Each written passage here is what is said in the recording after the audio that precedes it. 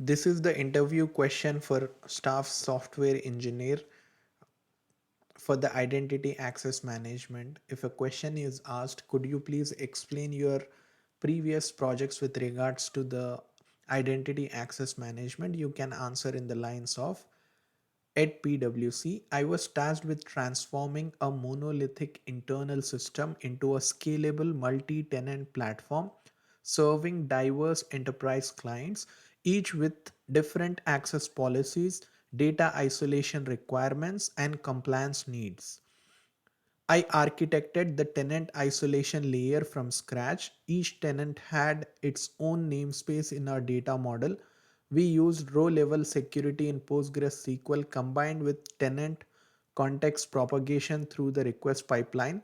In Go, I implemented a middleware layer that extracted the tenant identity from the incoming JWT, validated it, and injected the tenant context into every downstream service call so no service ever accidentally crossed tenant boundaries. I designed token based authentication and authorization flows where every API request carried a signed JWT. The token payload included tenant ID, user role, and scope permissions. Services validated these tokens locally using cached public keys, no synchronous call to the auth service on every request, which was critical for our latency targets.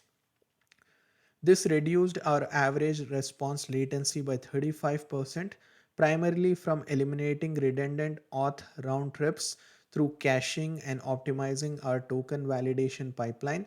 We also achieved clean tenant isolation with zero cross tenant data leakage incidents in production.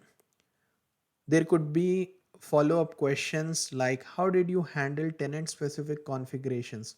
For example, if tenant A had a 1 hour token time to live and tenant B needed 15 minutes as TTL, we stored per tenant policy objects in PostgreSQL, loaded them at token issuance time, and embedded the effective policy parameters into the token itself.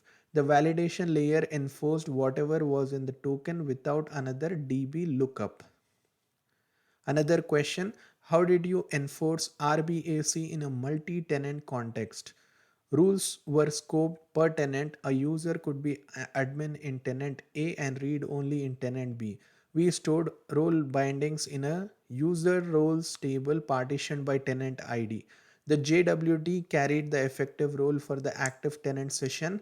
Services checked role plus scope claims, not user identity directly. This decoupled authorization from authentication.